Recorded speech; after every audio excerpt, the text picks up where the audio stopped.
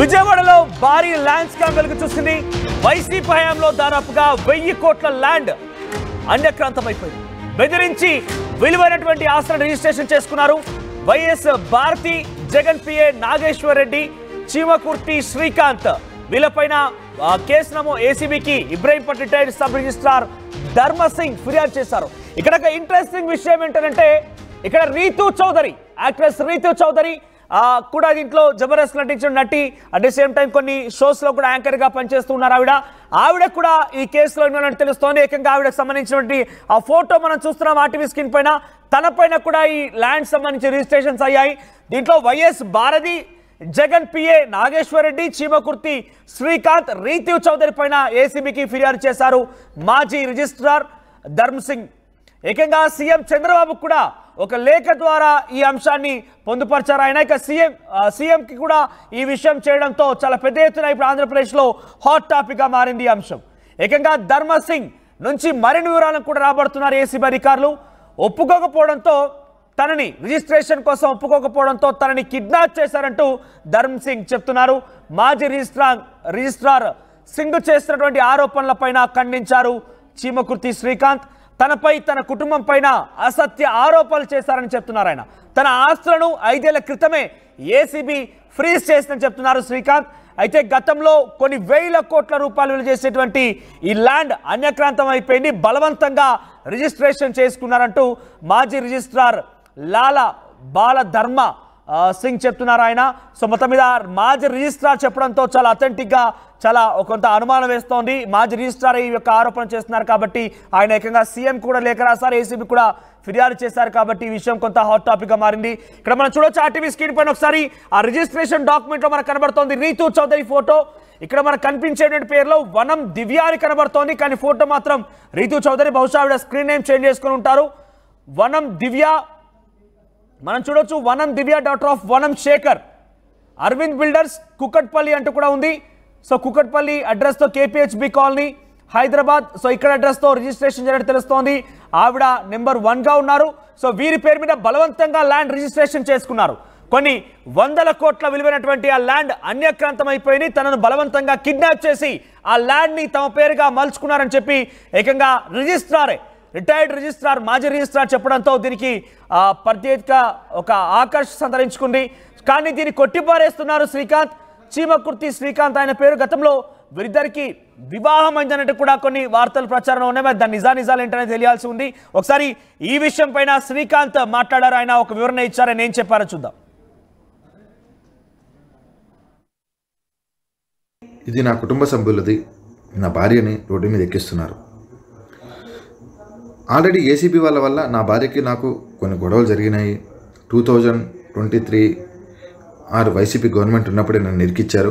ఇది కావాలని నన్ను చేసిన ఇదే తప్ప నేను ఎక్కడా కూడా ఆస్తులు సంపాదించుకోలేదు, ఎక్కడా నేను ఎవరిని బెదిరించలేదు. ఎవరైనా బెదిరించినట్టు మీరు నిరూపించగలిగితే నేను దేనికైనా సిద్ధం. సింగ్ అనే వ్యక్తి నన్ను వాడుకున్నాడు. వాళ్ళ కుటుంబ సభ్యుల మీద ఆస్తులు, కిషోర్ కుమార్ గారి మీద ఆస్తులు, వీళ్ళందరి మీద ఆస్తులు ఎక్కడి నుంచి వచ్చినాయి సింగ్కు నాకు తెలియకుండా నా పేరు మీద ఆస్తి పెట్టుకున్నాడు. కావాలంటే మీరు సబ్ రిజిస్టర్ ఆఫీస్లో డాక్యుమెంట్ తీసి వెరిఫై చేయండి. కేవలం ఇది నన్ను రాజకీయ కక్షతోనో లేకపోతే నాకు తెలియదు, కానీ నాకు చంద్రబాబు నాయుడు గారు అంటే చాలా గౌరవం ఉంది. ఆయన అడ్మినిస్ట్రేషన్ పరంగా నాకు మర్యాద ఉంది. ఆయన చాలా సమాజంలో ఆయన్ని చూసుకునే వ్యక్తులనే దాంట్లో చంద్రబాబు నాయుడు గారికి అభిమానించే వ్యక్తులు మేము ఒకళ్ళం. అంతే తప్ప మేము రీసెంట్గా కూడా ఒక 6 months బ్యాక్, అంటే ఇప్పుడు మీరు అంటున్నారు 6 నెలల క్రితం కూడా నేను చంద్రబాబు నాయుడు గారి గవర్నమెంట్ చూసి నేను ఆశ్చర్యపోయి నేను ఆ ఫోటోతో సహా నేను పెట్టాను. నేను జగన్మోహన్ రెడ్డి గారికి బినామీ కాదు, నేను జగన్మోహన్ రెడ్డి గారికి బినామీ అని మీరు ఎక్కడైనా కానీ నిరూపించగలిగితే మీరు ఏ శిక్ష చేసినా నేను రెడీగా ఉన్నాను. దయచేసి నా కుటుంబాన్ని, నన్ను రోడ్డుని మీకు ఈడ్ చేశారు, దయచేసి ఇక్కడైనా ఆపండి. మీకు వాస్తవాలు కావాలంటే మీరు నన్ను లైవ్ డిబేట్ చేయండి, నేను చేస్తాను. దయచేసి నన్ను, నా కుటుంబాన్ని రోడ్డుని ఎక్కించదని ప్రాధేయపడుతున్నాను. సింగ్ అనేవాడు ఒక దొంగ, వాడు ఒక చీటర్. ఏసీబీ వాళ్ళ వల్ల ఎందుకు పారిపోయాడు సింగ్ చెప్పమనండి. నిజంగా నా దగ్గర 700 కోట్ల రూపాయల ఆస్తులు ఉన్నట్టు మీరు నిరూపించగలిగితే నేను లైవ్లో మీరు ఎక్కడికి రమ్మంటే నేను అక్కడికి వస్తాను. ఇబ్రహీంపట్నం సబ్ రిజిస్ట్రార్ అనేవాడు ఒక దొంగ, సింగ్ అనేవాడు ఒక చీటర్. సింగ్ వాళ్ళ భార్య పేరు మీద 3 కోట్ల రూపాయల ఫిక్స్డ్ డిపాజిట్లు ఎలా చేశాడు? సింగ్ నేను బెదిరించి గోవాకి తీసుకెళ్లానని మీరు చేస్తున్నారు. 1 year బ్యాక్ అన్నారు. 1 year నుంచి సింగ్ అనేవాడు ఎంతమందికి టచ్లో ఉన్నాడో చూడండి. నేను సింగ్ని బెదిరించి బ్లాక్మెయిల్ చేసి తీసుకెళ్లే సిచ్యువేషన్ అనేది నాకెందుకు వస్తుంది? నేను వ్యాపారం చేసుకునే వ్యక్తిని. ఈరోజు నన్ను బదనాం చేసి నేను వైఎస్ భారతిరెడ్డి గారికో లేకపోతే వైఎస్ జగన్మోహన్ రెడ్డి గారికి బినామీ అని చెప్తున్నారు కదా. 2000 వైసీపీ గవర్నమెంట్ ఉన్నప్పుడే, వైసీపీ సజ్జల రామకృష్ణారెడ్డి గారు, జగన్మోహన్ రెడ్డి గారు గవర్నమెంట్ ఉన్నప్పుడే నా మీద కేసు వేశారు. నా మీద కేసు వేసినప్పుడు నాకు నా కుటుంబ సభ్యులు ఉంటే ఆస్తులు ఆ రోజే ఫ్రీజ్ చేశారు. ఈ రోజు వరకు నా కుటుంబ ఆస్తులు ఏ రోజు అన్ఫ్రీజ్ చేయలేదు. నేను ఏసీబీ డీజీ గారికి లెటర్ పెట్టాను. అప్పుడున్న ఏసీబీ డీజీ ఎవరైతే ఉన్నారో వాళ్ళకి లెటర్ పెట్టాను. సింగ్ అనే వ్యక్తి నన్ను వాడుకున్న వ్యక్తి. సింగ్ అనే వ్యక్తి నా స్నేహితుడు కాబట్టి పలానా వెళ్ళి వాళ్ళ దగ్గరికి వెళ్ళి మాట్లాడు, వెళ్ళు, ఈ పలానా తీసుకెళ్ళి మాట్లాడు, వెళ్ళు అంటే నేను మాట్లాడిన వ్యక్తినే తప్ప నాకు వ్యక్తిగతంగా కానీ ఎవరితో నాకు ఎవరింటి బినామీ ఆస్తులు కానీ నేను ఎవరిని బెదిరించినట్టు కానీ దైవ సాక్షిగా నేను ప్రమాణం చేసి చెప్తున్నాను.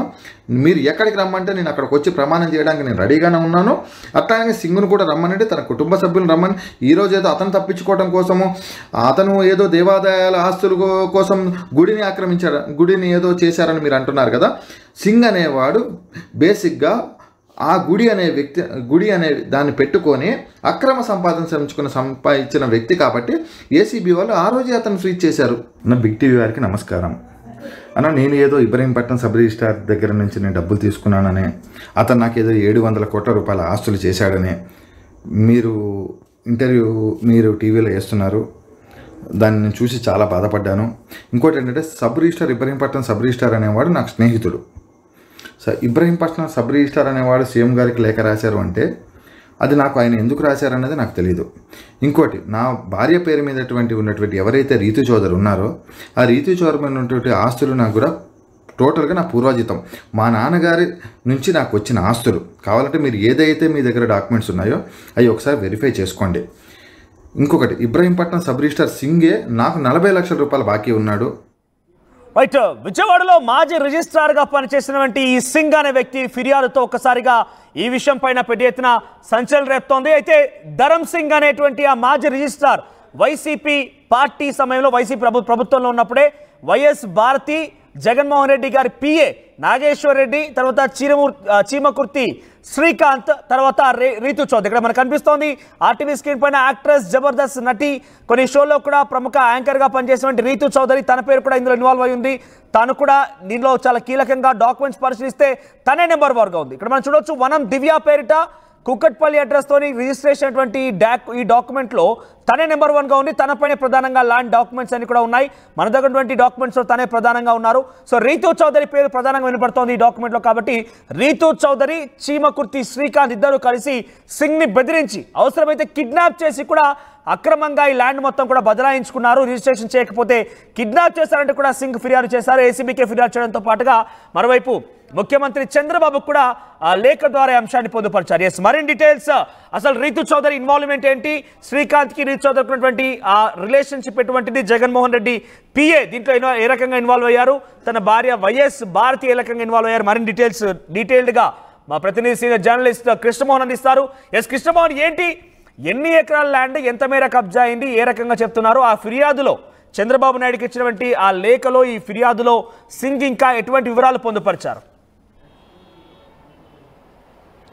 ఎస్ మనోజ్, లాలాబాలా నాగధర్మ సింగ్ ఇతను ఇబ్రహీంపట్నం సబ్ రిజిస్ట్రార్గా గతంలో పనిచేసిన పరిస్థితి ఉంది. ఇతని మీద చాలా కంప్లైంట్స్ అయితే ఉన్నాయి. ఇతను సంబంధించిన కొంతమంది వ్యక్తులు అక్రమంగా కొన్ని కోట్ల రూపాయలు ఆస్తులు సంపాదించారు అనేది గతంలో ఉన్న ఒక ఆరోపణ. ఆ నేపథ్యంలోనే గతంలో ఏసీబీ అధికారులు అతని మీద రైడ్ చేసినప్పుడు అతను సంవత్సరం రోజు 2023లోనే ఇంటి దగ్గర నుంచి గోడల మీద నుంచి దూకి అతను అక్కడి నుంచి పారిపోయిన ఈ సింగ్ ఎవరైతే ఉన్నారో అతను ఇటీవల చంద్రబాబుకు ఒక లేఖ రాశారు. లేఖలో కొన్ని ఆసక్తికరమైన అంశాలతో ఒక లేఖ అయితే రాశారు. ఇటీవల ఒక వారం రోజుల ముందే ఆయన్ని అదుపులో తీసుకున్నారు. తర్వాత ఏసీబీ అధికారులకి దాదాపుగా సంవత్సరం రోజుల పాటు అతను కనపడకుండా వెళ్ళిపోయాడు.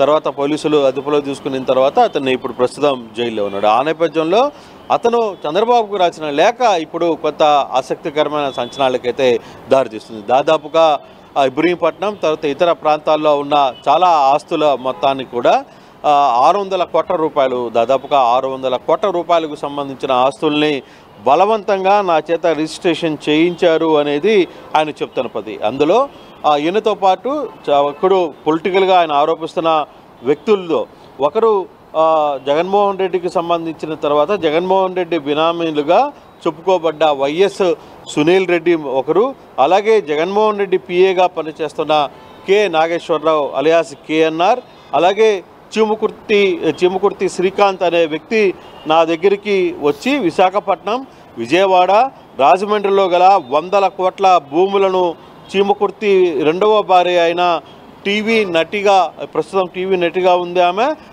వనం దివ్య అంటే రీతు చౌదరిగా, అసలు పేరు రీతు చౌదరి, టీవీలో వనం దివ్యగా అతని సభ్యుల మీద పేర్లు రాయించేందుకు ఒత్తిడి తీసుకుని వచ్చారు. ఎన్నోసార్లు ఈ పని నేను చేయలేను అని నిబంధనలకు విరుద్ధంగా ఉన్నాయని వారికి వినిపించుకున్నాను.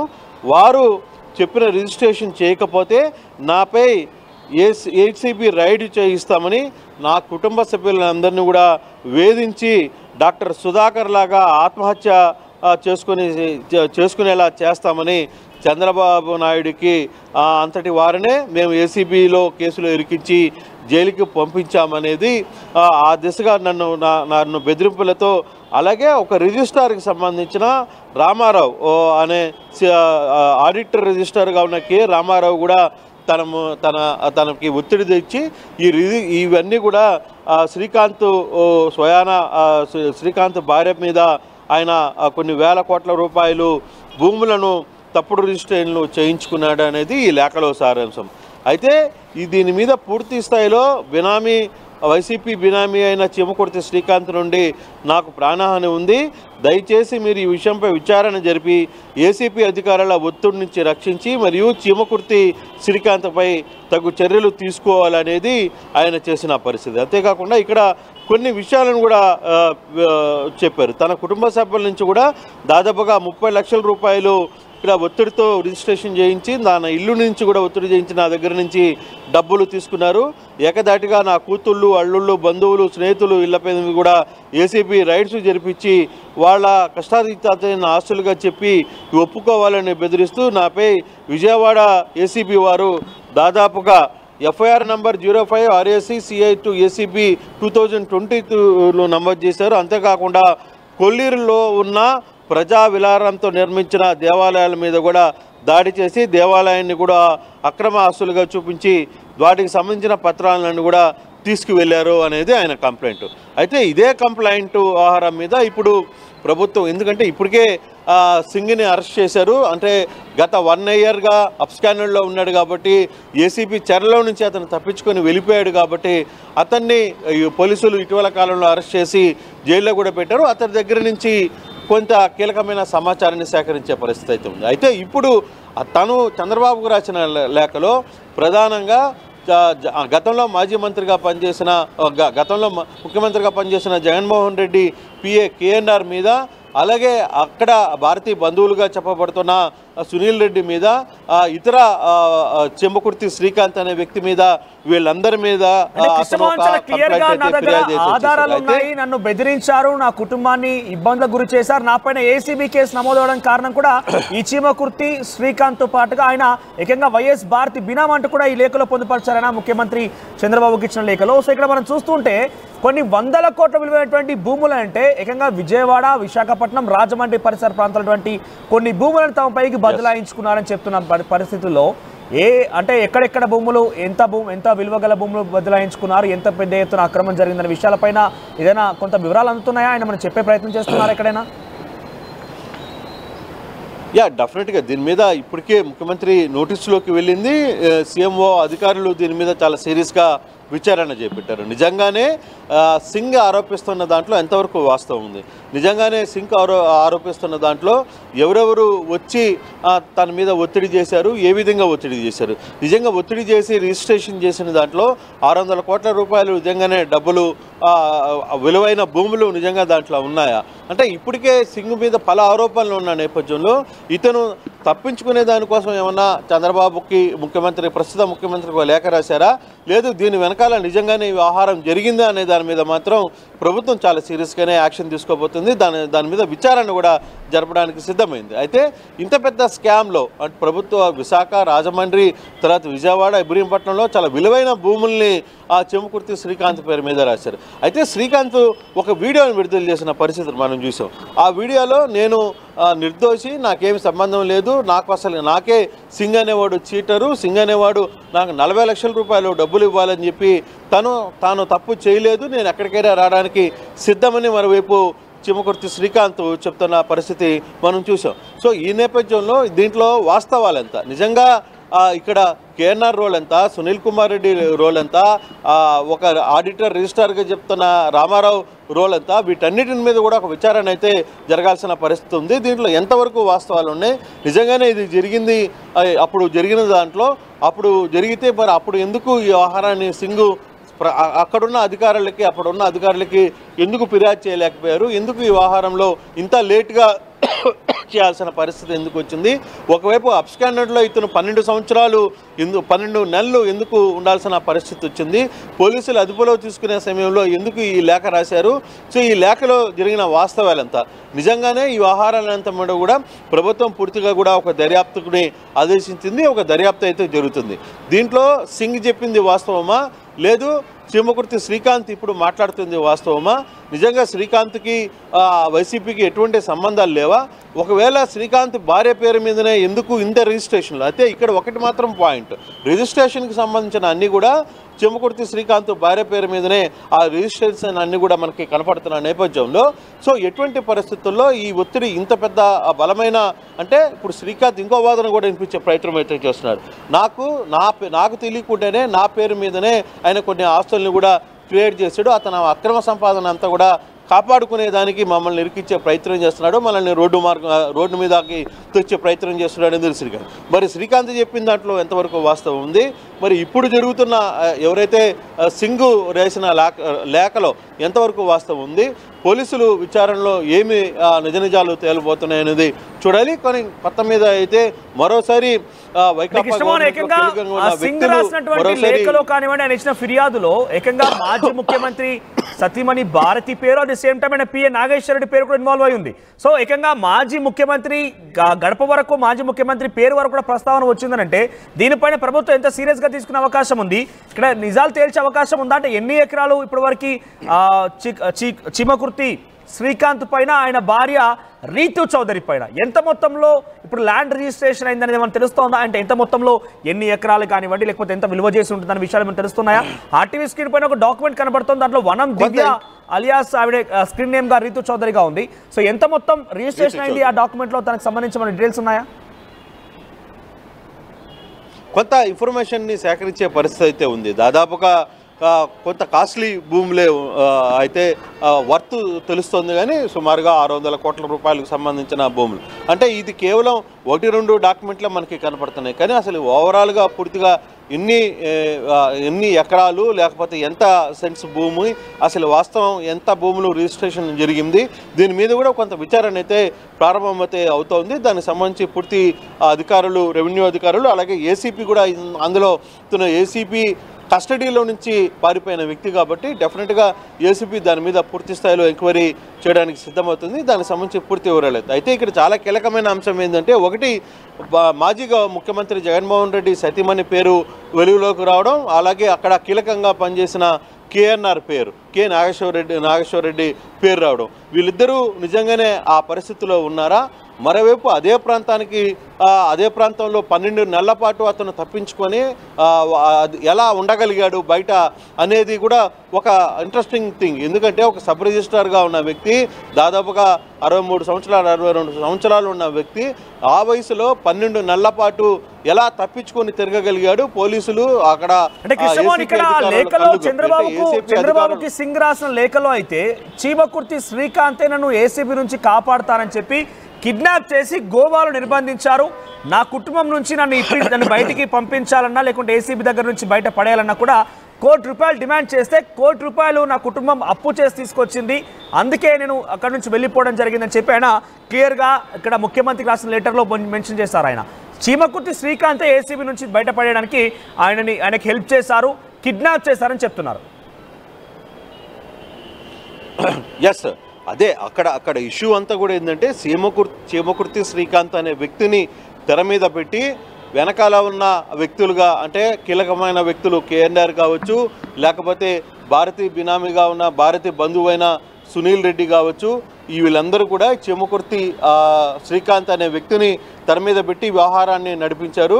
కాకపోతే ఏసీబీకి సంబంధించి అధికారులను కూడా నేను కాపాడుతాను అని చెప్పారంటే దాని అర్థం దాని వెనకాల బలమైన వ్యక్తులు ఉన్నారు అనేది సింగ్ ఆరోపిస్తున్న ప్రధాన కారణం. కానీ ఇదే వ్యవహారంలో ఎవరైతే చీమకుర్తి శ్రీకాంత్ మాట్లాడుతుంది, నాకు అసలుకి వాళ్ళతో సంబంధమే లేదు, గతంలో కూడా నా మీద కేసు 2023లో కూడా నా మీద ఏసీబీ అధికారులు కేసు కట్టి నా ఆస్తులన్నీ కూడా అటాచ్ చేశారు. అంటే నా ఆస్తులు అటాచ్ చేశారంటే అప్పుడు ఎవరైతే సింగ్ ఉన్నాడో సింగు ఆస్తులన్నీ కూడా వీళ్ళ పేరు మీద ఉన్నాయి కాబట్టి వీళ్ళన్నీ కూడా అటాచ్లోకి వెళ్ళిపోయినాయి. ఈయన తమ్ముళ్ళు కావచ్చు, చెల్లెళ్ళు కావచ్చు, వీళ్ళ బంధువులు కూడా ఏసీబీ అప్పుడు అటాచ్ చేసింది. అక్రమ కేసులు, అక్రమ సంపాదన కలిగి ఉన్నాడు, చేస్తున్నాడు అనే ఆరోపణ మీదనే ఏసీబీ రైట్స్లోనే వీళ్ళందరి ఆస్తులన్నీ కూడా అటాచ్ అయ్యాయి అనేది శ్రీకాంత్ చెప్తున్న పరిస్థితి. కానీ ఈ కేసులో కొంత గందరగోళమైన పరిస్థితి అయితే ఉంది. కానీ అసలుకి ముఖ్యమంత్రికి లేఖ రాసిన పరిస్థితుల్లో ఈ లేఖలో ముఖ్యమంత్రికి లేఖ రాశాడు కాబట్టి సింగ్ దాని మీద విచారణ అయితే ఖచ్చితంగా చేపడుతున్నారు. దాంట్లో ఎంతవరకు వస్తుంది, నిజంగానే సింగ్ ఆరోపిస్తున్నట్టు వీళ్ళ పాత్ర ఉందా, లేదు అతను బయటపడడానికి ఈ డ్రామాని ఒక కంప్లైంట్ రూపంలో ముఖ్యమంత్రికి ఇచ్చి తను నిర్దోషినని చెప్పుకునే ప్రయత్నం సింగ్ చేస్తున్నాడా అనే విషయాలు అయితే బయటికి రావాలి. రాబోయే 2-3 రోజుల్లో దీనికి సంబంధించి పూర్తి వివరాలు వెలుగులోకి వస్తాయి అనేది మనకి తెలుస్తున్న పరిస్థితి. రైట్ కృష్ణమోహన్, సో మొత్తం మీద ఆంధ్రప్రదేశ్లో ఒక భారీ ల్యాండ్ స్కామ్ బట్టబయలైంది. సుమారుగా 600 కోట్ల విలువ చేసేటువంటి ల్యాండ్ స్కామ్లో చాలా పెద్ద మొత్తంలో పాత్రధారిగా యాక్ట్రెస్ రీతు చౌదరి పేరు వినబడుతోంది. రీతు చౌదరి పేరు మీదే ఈ ల్యాండ్స్ అన్ని కూడా బదలాయించారు. అయితే ఈ విషయం ఏకంగా ఒక మాజీ రిజిస్ట్రార్ అయినటువంటి సింగ్ ఫిర్యాదు ఆధారితంగా ప్రస్తుతం ఈ విషయం వెలుగులోకి వచ్చింది. ఏకంగా రీతు చౌదరి పైన కొన్ని 100 కోట్ల విలువైనటువంటి ల్యాండ్స్ బదలాయించారు. తన భర్త శ్రీకాంత్ తన పైన ఒత్తిడి తీసుకొచ్చి తప్పుడు రిజిస్ట్రేషన్ చేయించుకున్నాడు, నన్ను కిడ్నాప్ చేశారు, నా కుటుంబాన్ని ఇబ్బంది పెట్టాడంటూ ఏకంగా ఆ మాజీ రిజిస్ట్రార్ సింగ్ ఫిర్యాదు చేశారు ఏసీబీకి ఫిర్యాదు చేయడంతో పాటుగా ముఖ్యమంత్రి చంద్రబాబు కూడా ఈ అంశాన్ని లేఖ ద్వారా ఆయన పొందుపరిచారు. లేఖలో చాలా క్లియర్గా విజయవాడ, విశాఖపట్నం, రాజమండ్రి, ఇబ్రహీంపట్నం లాంటి ప్రాంతాల్లో చాలా విలువైనటువంటి ఆ భూములని 100 కోట్ల విలువైనటువంటి ఆ భూములని శ్రీకాంత్ నా పైన ఒత్తిడి తీసుకొచ్చి తన భార్య రీతు చౌదరి పేరు, ఇక్కడ మనం చూడొచ్చు రీతు చౌదరి సంబంధించినటువంటి విజువల్స్ చూస్తున్నాం. ఆవిడ ఒక నటి యాంకర్ కూడా. సో రీతు చౌదరి పేరు పైన బదలాయించారు. కానీ డాక్యుమెంట్స్లో తన పేరు వనం దివ్యగా ఉంది. స్క్రీన్ నేమ్ బహుశా రీతు చౌదరిగా మార్చుకుని ఉంటారు. వనం దివ్య కుకట్పల్లి అడ్రస్తో ఆ రిజిస్ట్రేషన్స్ అన్ని కూడా అయ్యాయి. కొన్ని 100 కోట్ల విలువైనటువంటి భూములు బెదిరించి ఏకంగా శ్రీకాంత్ అనే వ్యక్తి కూడా వైఎస్ భారతి మాజీ ముఖ్యమంత్రి జగన్ భార్య అయినటువంటి భారతి బినామీగా శ్రీకాంత్ కూడా పేరుంది. దాంతో పాటుగా సునీల్ రెడ్డి అనే ఒక జగన్మోహన్ రెడ్డి బంధువు కూడా ఇన్వాల్వ్ అయినట్టుగా తెలుస్తోంది. ముఖ్యంగా జగన్ పిఏ నాగేశ్వర్ రెడ్డి దీంట్లో వ్యవహరించి ఈ రకంగా బెదిరింపులకు పాల్పడి తన పైన ఆ ల్యాండ్ని, ఆ విలువైనటువంటి భూములని తన పైన ఒత్తిడి తీసుకొచ్చి తన కుటుంబ సభ్యుల్ని బెదిరించి అనవసరంగా తన కుటుంబ సభ్యులు సంపాదించే ఆస్తులను కూడా ఏకంగా తానే అక్రమంగా సంపాదించాడని చెప్పి ఏసీబీకి ఫిర్యాదు చేసి ఏసీబీ మీద ఒత్తిడి తీసుకొచ్చి తనపై తప్పుడు కేసులు బనాయించి అరెస్ట్ చేసే ప్రయత్నం చేశారు. అరెస్ట్ చేసిన తర్వాత కూడా ఇదే శ్రీకాంత్ అనే వ్యక్తి, రీతు చౌదరి భర్తగా చెప్తున్నటువంటి శ్రీకాంత్ అనేటువంటి ఈ వ్యక్తియే తనని బయటపడేస్తానని చెప్పి ₹1 కోటి డిమాండ్ చేసి తన కుటుంబం దగ్గర అప్పు సప్పు చేసి కుటుంబం తీసుకొచ్చి ₹1 కోటి కట్టబెడితే ఆయనే స్వయంగా ఏసీబీ నుంచి తప్పించి గోవాలో ఏడాది పాటుగా తనని కిడ్నాప్ చేశారంటూ కూడా సింగ్ ఈ యొక్క లేఖలో పొందుపరిచారు. ఏమైనా కూడా చాలా ఆసక్తికర విషయాల్ని, చాలా కొన్ని ఆధారాలు కూడా ఉన్నాయంటూ మాట్లాడుకొస్తున్నటువంటి సింగ్ లెటర్ చూస్తుంటే అనేక అనుమానాలు తావిస్తున్నాయి. ఏకంగా జగన్మోహన్ రెడ్డి ఇంటి గడప వరకు కూడా ఈ విషయం వెళ్ళింది. ఆయన భార్య కూడా ఇందులో ఇన్వాల్వ్ అయ్యారని చెప్పి సింగ్ చెప్తున్న వివరాలు చేస్తుంటే ప్రభుత్వం కూడా చాలా సీరియస్గా రియాక్ట్ అయ్యే అవకాశం ఉంది. దీంట్లో ప్రధానమైనటువంటి పాత్రధారిగా రిజిస్ట్రేషన్స్ అన్ని కూడా తన పైనే ఉన్నాయి కాబట్టి రీతు చౌదరి పైన కూడా చర్యలు ఉండే అవకాశం. అవసరమైతే ఏసీబీ ఇది లోతుగా విచారించిన తర్వాత